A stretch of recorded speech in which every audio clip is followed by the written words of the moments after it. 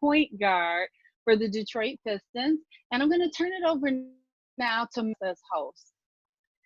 All right, everybody, let's go. It's time to wake up and get excited for Langston today. I just want to say how much of an honor and appreciation it is to introduce our guest speaker for today. He is born and raised in Baton Rouge, Louisiana.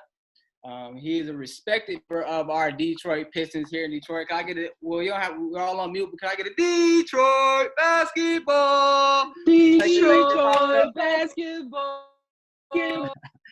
Yeah, we gotta get him pumped up. I know I'm not as good as Mason, but I will try to be as good. Okay. He is born, like I said, he's born and raised in Baton Rouge, Louisiana, and graduated from St. Joseph's in Pennsylvania with 2 degrees, dual degree education. He was also an amazing student athlete at St. Joe's, where he holds the school record for 3-pointers made. So everybody's been talking about he's a great shooter. He holds the school record for 3-pointers made at St. Joseph's. He's also that includes a single game record of 10 3-pointers made. 10 3-pointers made in the game. Involved with mentoring and giving back to his community. Him and his wife, they run the Langston Galloway Foundation, where one of the pillars of the foundation emphasizes the importance of education. So without further ado, I introduce to our guest speaker today, Mr. Langston Galloway, who will share some of his thoughts with us. Thank you guys for having me on. I'm super excited to be a part of something like this and influencing the younger generation. That's what it's all about, giving back. And like you said, Malcolm, me and my wife Sabrina, we've been very intricate in trying to help the youth as best we can. And the Langston Galloway Foundation is all about reaching back and kind of just grabbing as many kids as we can and trying to bring them along. And I mean, I don't want to like talk all about basketball, but the main focus I really want to speak to you guys is that, you know, I've made my journey to get to the NBA. Yeah, it's been amazing. Truly a testament of a lot of hard work, a lot of sacrifice, a lot of dedication to the game. But at the same time, too, I've always had a plan B. I had my plan A was, hey, making it to the NBA, making it to my team. But plan B was, hey, if this thing doesn't work out, like, what else can I do? And that's what my main focus was. My mom and dad really just hammered it into me. And then the rest of my family was like, hey, look, when I was in high school, I was kind of like all about sports. I really wasn't worried about education. And then all of a sudden, my uncle, which was assistant coach at St. Joe's with me, he kind of expressed to me, he said, hey, look, if you really want to get into these top major schools in America, you really got to take care of these books, and you got to get these books taken care of.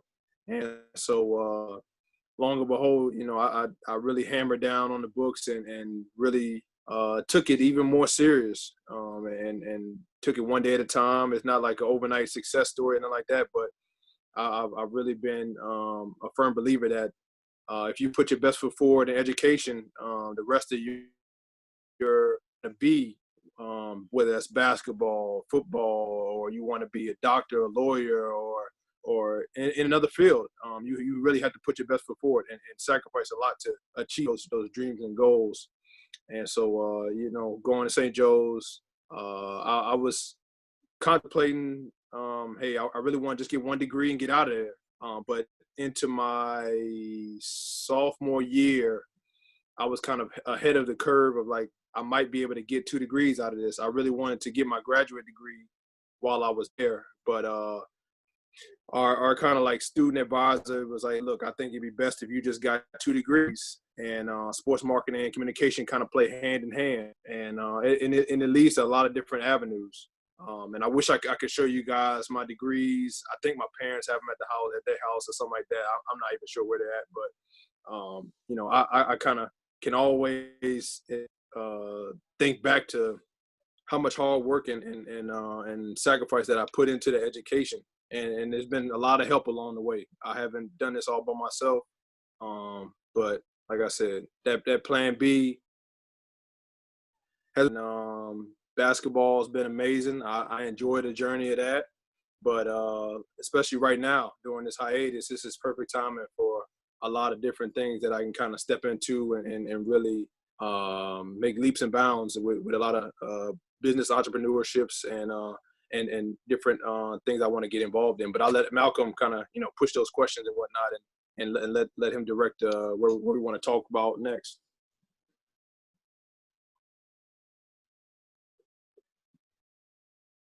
Perfect.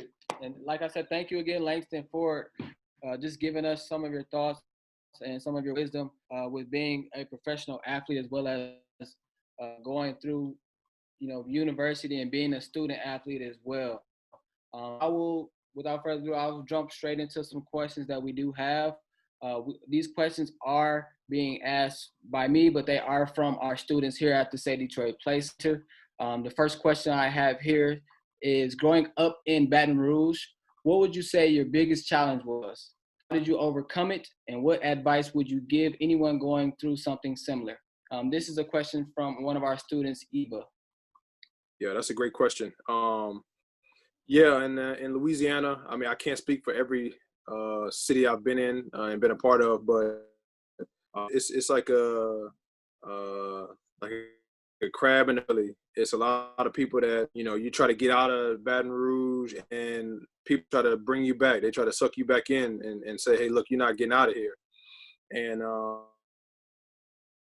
have to be above that. But coming up when I was in high school, there was a couple kids that were probably in the same situation that I was in and ended up getting killed along the way trying to get out of Baton Rouge. And that was my main focus coming out of high school, was like getting out of Baton Rouge. I mean, I wanted to go to different schools around Louisiana. I mean, I have a lot of family in Louisiana, but I also have helped my decision to go to Philadelphia because my mom was from Philly and whatnot.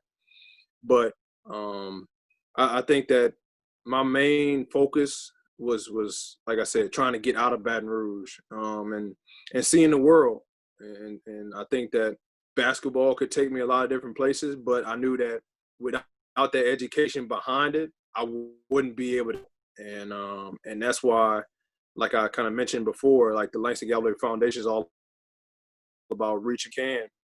It's really trying to put like a lot of emphasis on grabbing those student athletes, but also grabbing a lot of students that they might not have the same resource had and might not have the same opportunities that me and my had. But it's like we think back now and like, man, if we can give those kids in our area, and then especially like being in Detroit now, like give these kids the same opportunity that I had to either meet a professional athlete or meet a CEO of a company or anything like that. I think that's what really is beneficial for a lot of kids, and just seeing that as a factor of motivation, and that's what is really been great for me, because I was seen and able to talk to a lot of different mentors along the way, and they really helped me with my journey for sure.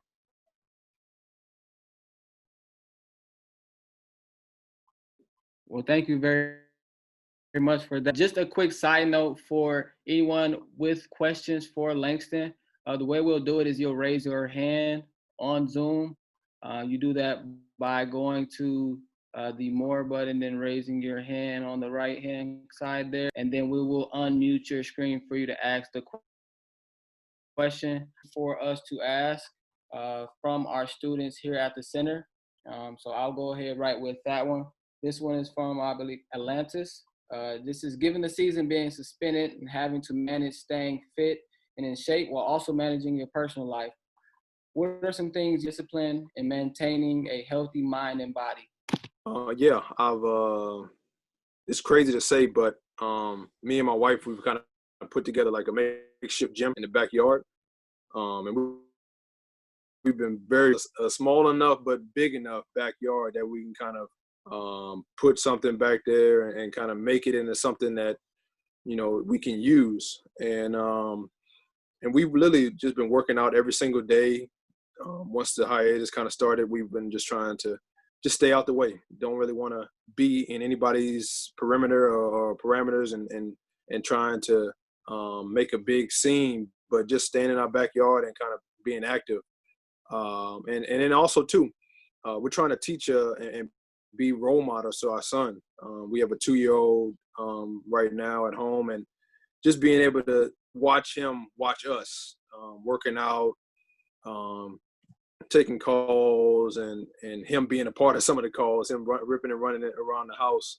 But it's been truly inspirational for me, because during the season I'm always on the go. I'm always next city or flying to the next city, and I don't get to see him grow every single day. And I think that seeing how much like time and effort that my wife puts in with my son, and then also too with just keeping our family together. And I think that that's what's important for me, is the family aspect, and able to be at all these moments and watch these moments escalate into something bigger than what they are. And so the journey's been amazing. With all this going on, I've really found ways to kind of be proactive. And like I said, the kind of makeshift gym in the backyard kind of has led to me just wanting to pursue something different. And I like I said, the plan A, plan B, I always keep my options open. And so I've kind of started a program to get my certification to be a personal trainer, just to keep my mind sharp, keep my mental just on point with whatever I'm doing right now. And I think that that's been always in my back pocket. It's like, hey, look, I want to keep all my doors open. Once this ball stops, which it will one of these days, and I want to be able to go right into whatever my next career is. And so, like I said,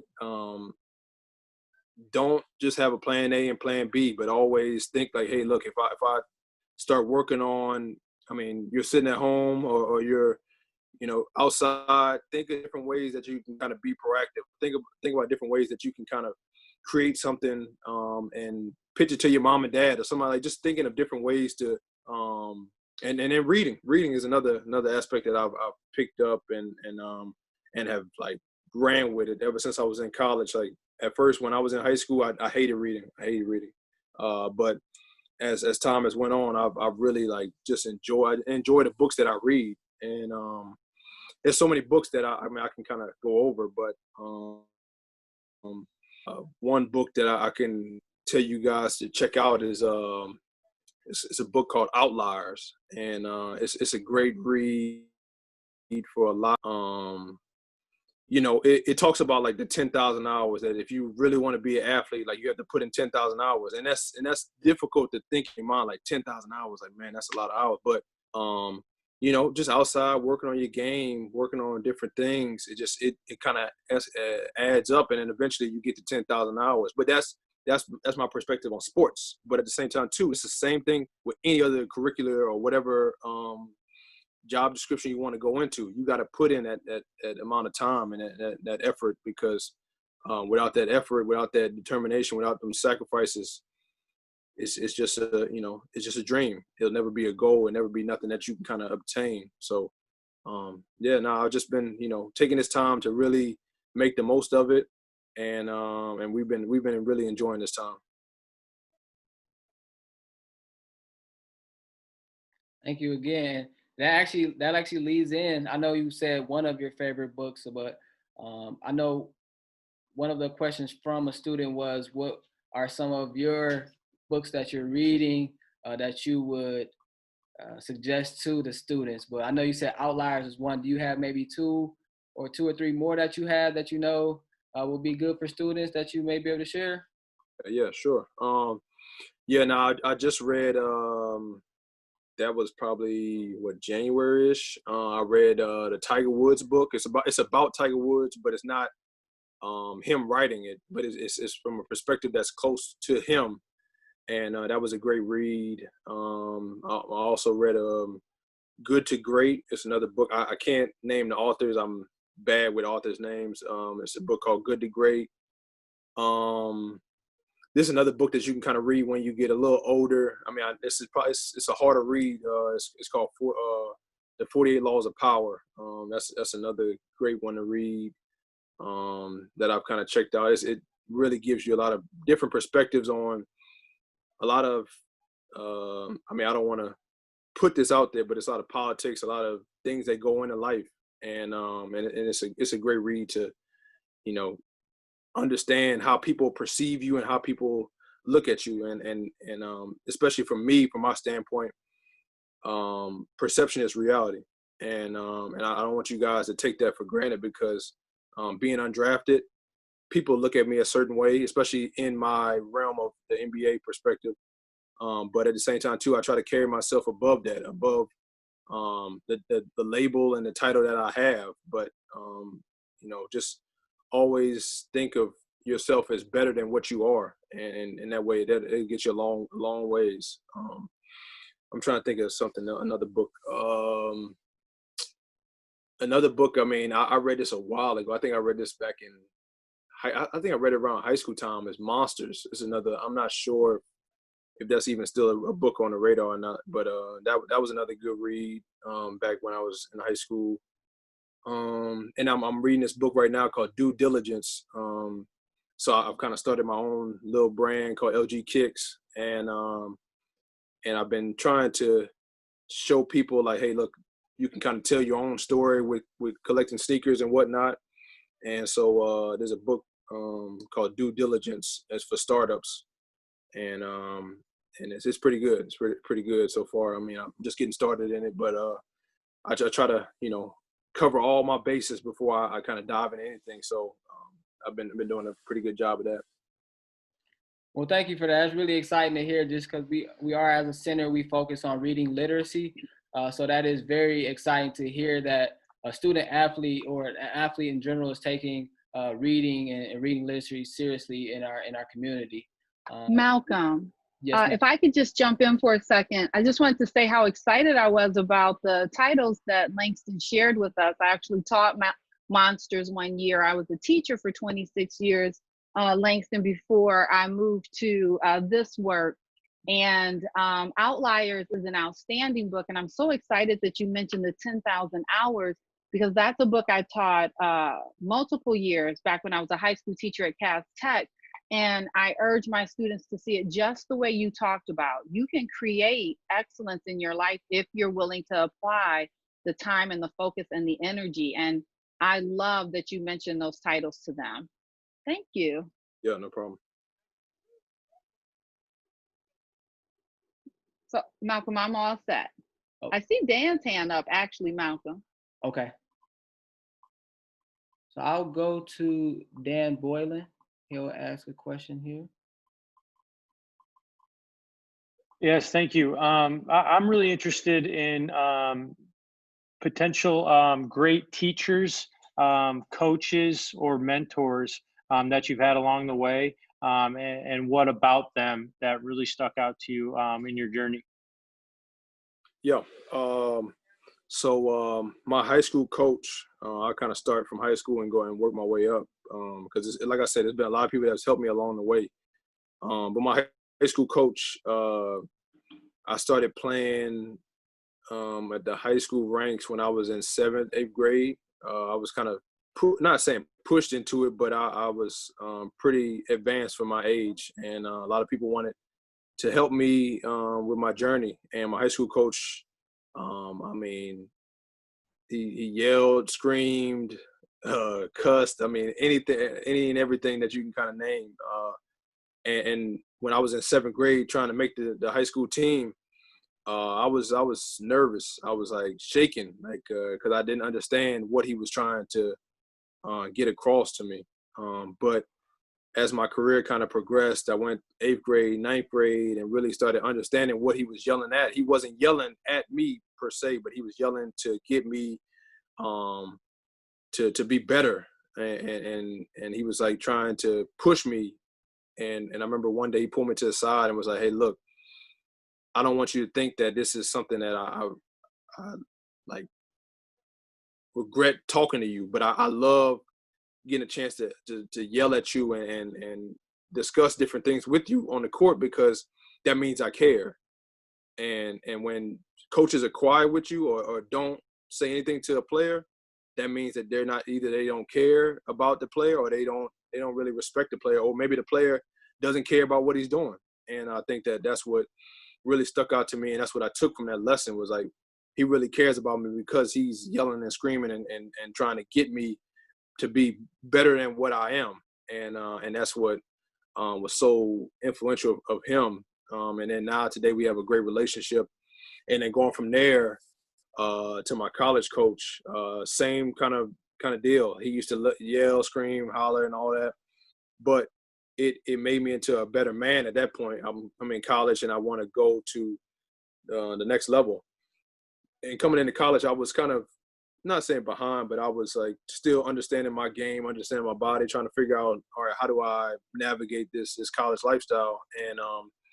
And he used to be on us more about school rather than basketball. He would never, he would be on us about basketball, but the schooling was big with him, and he was like so adamant about like the education aspect.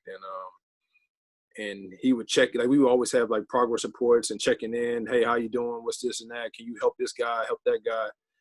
And he really helped me with being able to become a leader. And now, like looking back, that leadership role and that adventure on my college path was amazing, because I really enjoyed the journey of just getting the education, yes, but at the same time too, I enjoyed the other lavish things of college. But it was a great journey for me. And then going on to now professional ranks, is kind of different now, where I have different mentors from my uncle, which was the assistant coach at St. Joe's when I was there.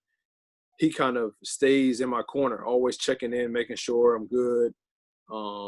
And then also too, we like the NBA provides like mental performance coaches, people that you can kind of bounce ideas off of, and that's really been beneficial for me, because I'm always bouncing ideas, and especially like in the role that I'm in now, like being a leader, I really have to take it to another level. I really have to have my game on point at all times, and I think that learning more about the leadership role and different aspects on how I can kind of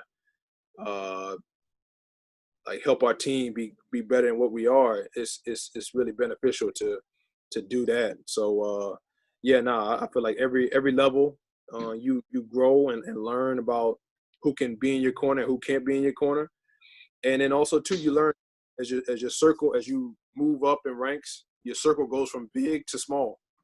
And my circle really has shrunk, and now I really have like a really tight pack. I actually had the same friends from high school, like they're still my friends today, and we went from friends to brothers now because of how tight we are, and how many, like I said, from Baton Rouge, it's like a lot of people try to pull you down, and it hasn't been the lavish life of having an entourage and like that, but it's just like the journey of understanding, hey, we all have bumps and bruises, and it's not going to be a straight and narrow path, but it's going to be a lot of ups and downs. That's great. Thank you.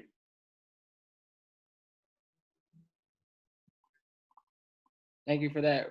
Just a reminder, if you have a question, to raise your hand, and then I will unmute you to answer your question once I see it. I'll go right into another question for you, Langston, if you don't mind. This is from a student as well. This question is, how did you set yourself apart from others who wanted the same job as you? Yeah, no, that's a great question. Like I said, the hard work, dedication, a lot of sacrifice that I've sacrificed time with my family, sacrificed time of sleeping, eating, you name it. I've kind of sacrificed a lot in my life, and to be where I'm at. I remember when I was playing AAU ball back in, I think that was like early elementary school, going into middle school and in high school. They always said, hey, look, there's only like a 0.003% chance you can make it to the NBA. And I remember hearing that, and I was just like devastated, like, man, like that really is slim. It's slim to none. But I didn't let that discourage me. And not saying that it was like something that like made me frown and like, man, I don't think I'm gonna make this. But I just continue to, like I said, just keep chipping away, continue to keep grinding and trying to find a way to create a lane, create opportunity for myself and be in this space of in the professional ranks. And so my whole journey, I think a lot of guys, comparing myself to a lot of guys, it's like a lot of guys chase the money. And it's never been about chasing the money for me. It's always been about just achieving my dreams, trying to make it to that next level of professional ranks. And I didn't know if it was going to be the NBA. I didn't know if it was going to be overseas. But I wanted to try as best I could to make it to the NBA first and foremost. And so that's what I kind of set my mind to and really just dove into it, especially once I got done with college. I think my game has really transformed. Like college was great, but it transformed once I got to that was not saying NBA is like my job, but it's like that's what I kind of eat, sleep, drink basketball now. It's like that's all I do. And so the sacrifice that I know that I have to put in to get what I want out is major. And so I think that every single day is an opportunity for me to make an impression. Every single day is an opportunity for me to just continue to, make a mark. And I think I also set myself apart with a lot of other athletes when it comes to philanthropy off the court. I love like being in the community. And I was taught that from a young age. Like my dad has always been in the community. He's always pushed me to help him with different things that he had going on. So I would encourage a lot of you guys, like if you want to help out, like especially right now, there's a lot of people that's helping out and doing different things. And I'm not saying go out and do anything like that, but if it's feasible, it's something that you feel like you can do and not come in harm's way, try to help out. Try to be influential to, I don't know, your friends, or influential to people that's in your neighborhood or whatever. Just try to find ways to change the image and change that demographic that you're in. Thank you very much for that. And just to piggyback off that, it was very important as a young kid, looking up to athletes. That was one of my things where I would look to see what they did in the community, and that would even make their likeness go up more for me as a fan. So definitely appreciate that. I will go to a hand that is raised right now. We have Demarion, who is a student in our at our center. Go ahead, Demarion. Yeah, my question was, how did going undrafted help motivate or strive you to be the player you are today? Yeah, that's a great question. I think that every single day you had to have that chip on your shoulder. And when I was waiting on my name to get called for that draft, like all excited. I was always get my. And once I didn't have that name called, I was like, all right, I have to do something better. I have to change what I'm doing. And so it kind of set my mind and set my focus on a whole nother path where I feel like I became paranoid. I became not anxious, but like more just like cognizant of like what's going on around me. And I think that I'm always thinking like now from my perspective, I wish I was thinking about this when I was a kid, but as a kid growing up in Baton Rouge, you think like, all right, I got to beat out the next kid in Baton Rouge. Okay, that's great. Then you get to the next level when you're like, okay, now I got to beat out the guys around me at college or high school or whatever. But now it's like, hey, now I have to beat out the kids around the world.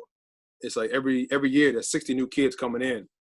And being undrafted, and this is my 6th year in the NBA and finishing that up strong, that's what it's all about, like finishing strong and then going on to whatever else, like the next season, and then my next contract to see what happens with that. But I've just become paranoid, and it really drives me every single day because now I have a family to take care of. I have a lot of different things that's driving me, but it really makes the job even easier and a lot funner, a lot more fun. Just because I know that all the hard work that I put in, all the sacrifice that I take, it's gonna pay off. And like, to give you an example of like what I've been doing ever since my son was born, I literally, like, when he was born, I used to have night shifts, and so basically I would take care of him during nighttime, and then during the day my wife would like kind of take care of him. And so basically I would like stay up with him all night with however long he stayed up, and then normally he would probably go to sleep around like 2 or 3. He'll wake up here and there, and then I would try to get to the gym as fast as I could, which was around 4:35. Try to get in the gym, and try to knock out those hours of get my work in.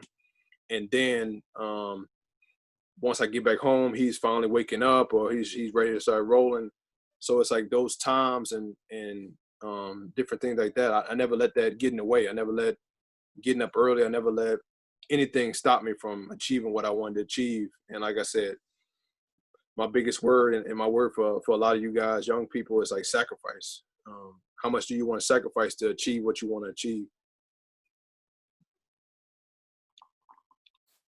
All right. I believe Theron, another student, had a question for you, Langston. Yeah. So you were talking about like your coach. You were talking pretty highly of your coach, and it seems like you had a pretty good support system. So like, who would you say is your biggest inspiration, or when you were like coming up trying to get to this position, who would you say was your biggest inspiration? My big when I was coming up was definitely my mom and dad. They sacrificed a lot for me to be in this position that I'm in.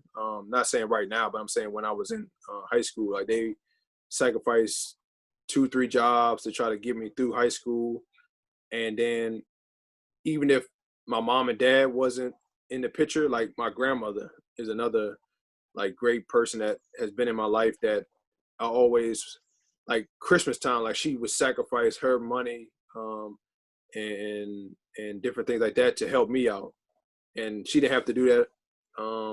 But I remember just every Christmas, every birthday, she would always like, she's always in Philadelphia, I'm always in Louisiana, and she would send me money to help me with different things. And so it's like those people are my motivators because they've sacrificed so much in their lives to put me in the position that I'm in now.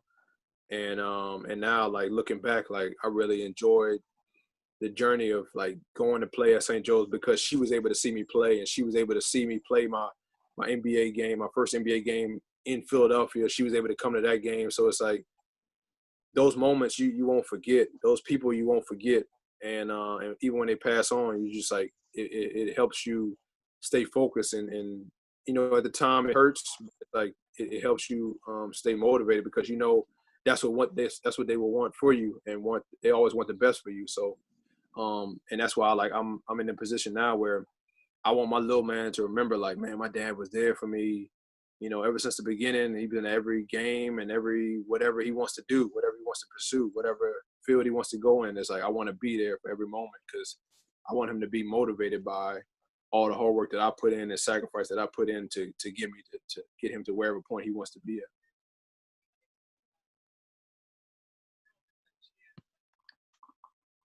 Thank you again, Langston. I think we have just a few more questions for you. I'll go ahead right into the next question from a student at Say Play. If you could go back to any time in your life and talk to your past self, what time would you choose and what message would you leave? I definitely would talk to myself. Probably going into high school. I probably would say that the sacrifice that I've continued to talk about, that's really my MO and everything that I've kind of done. But I think that if I would have known that then with taking the sacrifice with just school, that would have really paid off early on, and I might have got so many different offers, like different schools to chase after me, like your Harvards and your Yales and whatnot, to be in a different perspective. Not saying I will go there, but just saying, just to give you those options. And then once I got to college, man, I wish I would have just known what I've known at the beginning of my college career, like now, like how much hard work it takes to get to this point. I think when I first got to college, I was like, all right, I work really hard. I work out 2-3 times a day, but being able to work out efficiently and working on specific things to change my game and like the conditioning, the different movements with what I do now, Pilates, yoga, like just doing different things for my body and taking care of your body. That's huge, especially from my aspect now, playing professional sports. But yeah, I think that with schooling, like I really wouldn't change much, man. I mean, the life I'm in right now, I mean, I'm truly blessed to be where I'm at, and yeah, no, I think that the journey really is continuing, and it's just a daily grind, daily chance to make the most of it. Perfect. I think we have another hand raised. We'll go back to Dan. Looks like for a question here. Yeah, that's great. I really like your message about sacrifice and hard work. We have a student on the call right now. He's been participating in some of our remote programming in my athletics class. Extremely hard worker. This is Marquise. Extremely hard worker. He's running up the hill every day. He's doing squats, calf raises. He's hooping every day. And we have a lot of different students that love to play basketball, love athletics, you know, and have dreams of playing in high school or potentially college or higher. And you just spoke to it a little bit, but maybe that age from like 10 to 15, specific, you know, maybe specific drills, or just like maybe just speak to the amount of work that you know that took place for that time, because we have, you know, I know we have students on this call that have those dreams and you know, have that idea to put in that work. I mean, I saw you shot 40% from 3 last year, you know, on 5 attempts. I mean, how did you get your jumper to be that money? You know what I mean? Like, I mean, what kind of work does that take? Is what I'm interested in. Yes, it's a lot of time in the gym, a lot of time just continue to work at what I want to achieve, and knowing how I wanted to be perceived in this league. I could have been in the league and out the league, but my sacrifice and the things that I've put in, I knew it was going to come out, because, like I said, getting up at 5 a.m., putting up, 500 shots, then afternoon doing weights, doing the yogas, Pilates, doing more basketball, more movements and whatnot, working on how I can kind of be more efficient, and then after late night, then getting more shots up. So I would say probably in high school, I was probably putting up like 400 to 500 jump shots a day. Thinking back, and especially right now with nobody being able to rebound for you, whatnot, like try to get your brothers and sisters, or try to get a parent. If you can't get a parent, just go out there by yourself. And things that I've done, like just spinning the ball out to myself and working on my footwork to getting jump shots up, or working on your ball handling to kind of just work on different moves to get into a jump shot, or the biggest thing I think now is probably just my conditioning. I think my conditioning is probably better than a lot of people, just because I sacrifice a lot of running. I do a lot of bike riding. So that means you can ride your bike around if you have a bicycle. If you don't have a bicycle, find a jump rope. If you don't have a jump rope, just go run around the streets. And then, like you said, like running up a hill, that's amazing. That's perfect right there. So you can do a lot of different things with a hill. You can run up the hill, slide up a hill. You can do back pedals up the hill. You can do jumps up the hill. It's a lot of different things, especially when you have access to minimal, you got to use what you have. and you really have to pinpoint, hey, this is what I have, so I'm gonna make use of this, and it'll go a long way. It will go a long ways. Malcolm, if I can jump in, thank you so much for that, Langston. We have a question from WM Coop, and I would need you to unmute them for Langston. Thank you. Hi, Langston. This is Wayne. I work with Dan over at Shrine High School, and I'm a longtime Detroiter. I've been spoiled with all the talent and good people that we've had, such as Dave Bang, Bob Lanier, Chauncey Billups, Isaiah, just to name a few. What do you know about the Detroit history of basketball, and what do you want to be in the Detroit history of basketball? Yeah. So being placed in a different city, when I first got to Detroit, and this is my third year in Detroit, I really try to learn the areas, learn the history, and just learn what's come before me. And I think that my biggest thing was, first and foremost, learning who the first African-American basketball player was that came out of Detroit, which was Earl Lloyd. And so I wanted to make sure I did my history on learning who that was and knowing that history, because Detroit has so much history behind it, not just the basketball, but the city. And knowing that Harriet Tubman was able to get free so many slaves to get from here to Canada, and there's a tunnel for that. So, I mean, I really have learned and kind of dove into the history of Detroit. And not saying that every NBA player does that, but I wanted to do that because of where I'm at. I love, like, driving around Detroit, learning the areas, and I've been literally all over Detroit just to learn the area and learn what's good and what's not. And it's really been interesting. This past season, I was able to connect with Dave Bing and connect with the kids in his program and his mentorship program, and I really wanted to be a part of that. So that was something special to do and be a part of. But at the same time, too, I wanted to make it an emphasis on every single kid that was, and I don't want to keep referring to everybody as kids, but the students that was able to come to games.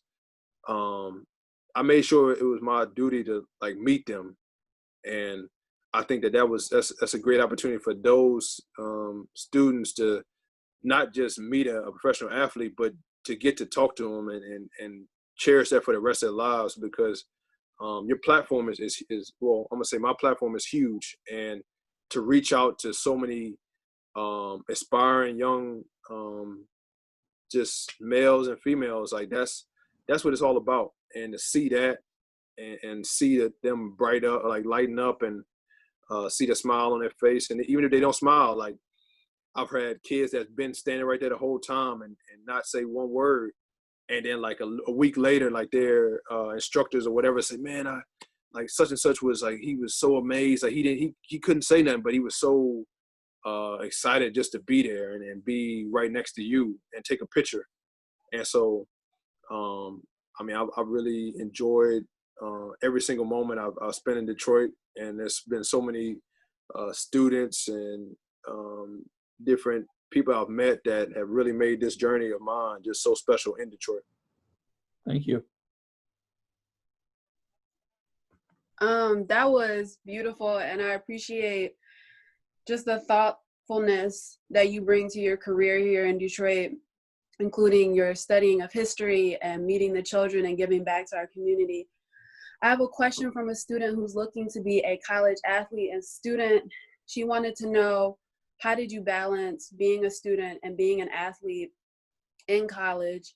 And specifically, what tactics did you use? A planner, alarm clocks? What was like the biggest thing that made you successful in college as a student and as an athlete? Yeah, I'll start with time management. Time management is huge. My wife, she still gets on me to this day about like having a planner, having a calendar written out. So that probably was my biggest like issue, but I would never forget anything that I had to do. Like I always had it in my mind, and I always would have an alarm clock. That was my biggest, like when we had the phones, you know, in your phone you could have like a clock and saying where you have to go next or what you have to do. So I would always write things down. I just never would put it in a calendar. So I think that for aspiring young athletes and students, like having time management is key.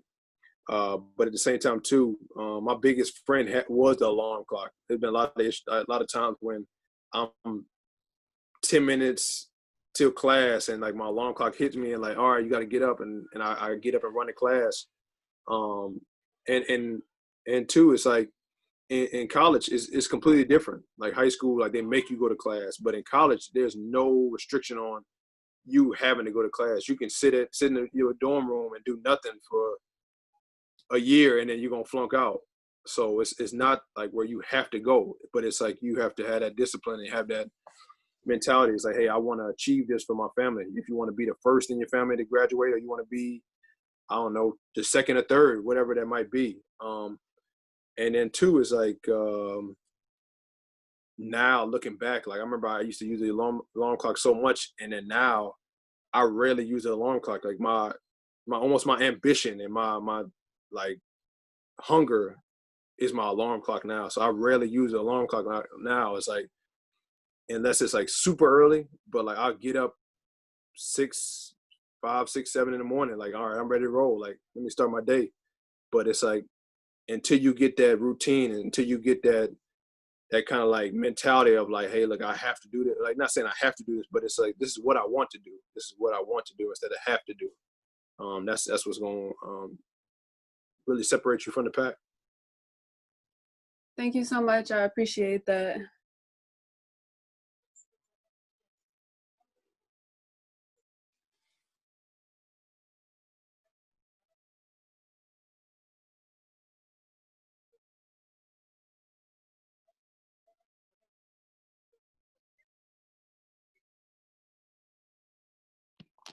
All right. Well, I think that is all the questions we are taking for today. I just want to say it's very appreciative for you to come on with us today, Langston. Our students are striving students in the inner city of Detroit, who are some and some aren't student athletes and growing to be student athletes. So this is something that is, I believe, monumental for our students to see actual athletes and people inside and outside of from the community working in Detroit here. So I really just want to say how much I appreciate you for coming out, as well as on behalf of the Say Detroit Play Center. One second, I believe we have.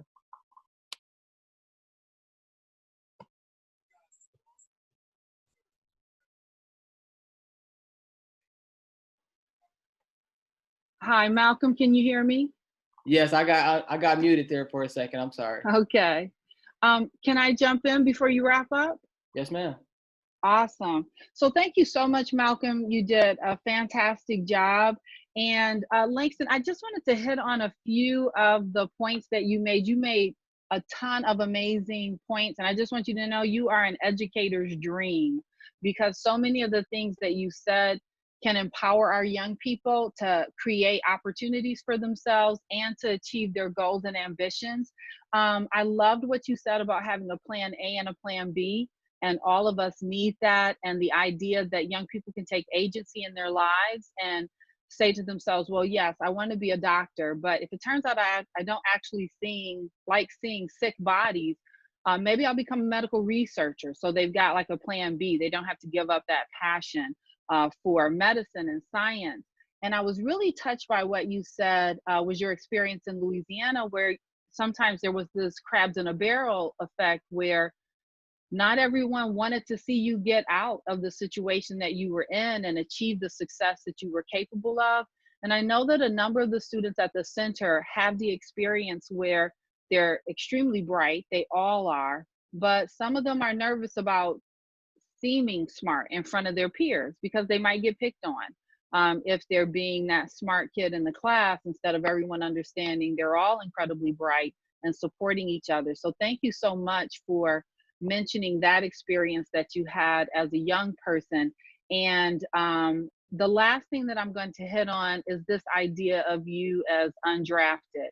And it's really, to me, touching that you mentioned that, because as a woman, as a mom, as an educator, I actually found that to be one of the things I was most inspired about you, because you have broken into an industry that is incredibly hard to get into in the first place, and now you're succeeding at it.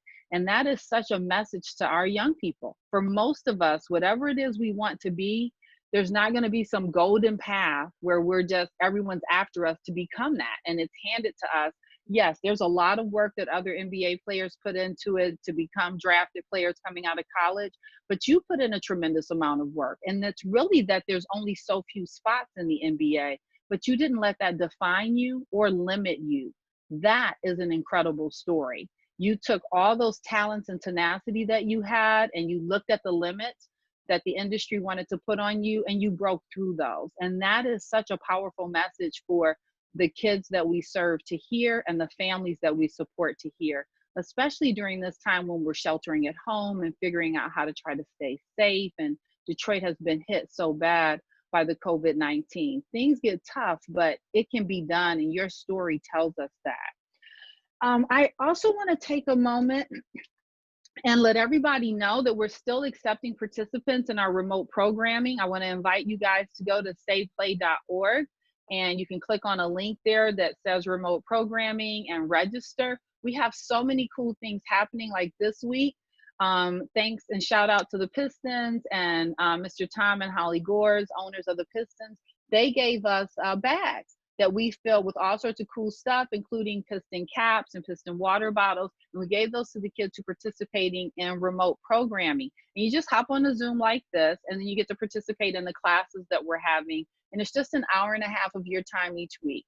And the next thing that I want to point out is that this series goes all the way through June 4th. So we have 2 more, and I can only be hopeful that our next guest will be as fantastic as our Langston Galloway has been. He's been absolutely outstanding. Our next guest is Alante Still, and he is one of the founding members of Hooligan, which is a creative collective. They are absolutely amazing, doing things from design, directing, visual arts, music. He's going to be on next week, next Thursday, 6 to 7. And then June 4th, our last speaker for the series is Tommy Walker, and he's the CEO and founder of Detroit versus Everybody, that dynamic fashion that's come out of our city. And finally, once again, thank you to Langston Galloway for taking time out. I know we're at shelter at home, but he is super busy right now. A lot of people are tapping his shoulder asking that he give time. And he's been doing that for so many people. We appreciate him taking time out for us, taking time out from his workouts. 500 shots. That is crazy. I am so impressed. And I know you've stepped that up even more as a professional athlete. So thanks so much. And thanks so much to you and your wife, Sabrina, for the Langston Galloway Foundation and the work that you're doing to give back to young people. No problem. With that, we thank all of our guests for coming. And Langston, any last words before we say goodbye? Just thank you so much for having me on, thinking about me, and I was glad to be a part. And I look forward to, once this whole thing is kind of settled down, meet all you guys in person, and it should be fun. So good luck to everyone. And I'm always reachable. So if you guys ever need anything, shoot me an email. I think Dana and those guys have my email. So if you ever need anything, shoot me an email, and I look forward to responding back and helping you guys the best I can. Thank you so much. And we have a number of young people on here who had questions and who were shy and didn't want us to tap them in. So thanks so much for saying that folks can reach out with a few questions. Thanks again, everybody. Yes, also, sir. if you want to reach out on social media too, reach out on social media. Like I said, don't be shy. Just reach out, ask any question. I'll try to respond back as fast as I can. Excellent. Thank you so much, Langston. And thank you so much to all of the Stay Detroit Play Center team and Mitch Album, the founder and owner of our program. Thanks everybody, and have a good evening. You all stay safe and stay well.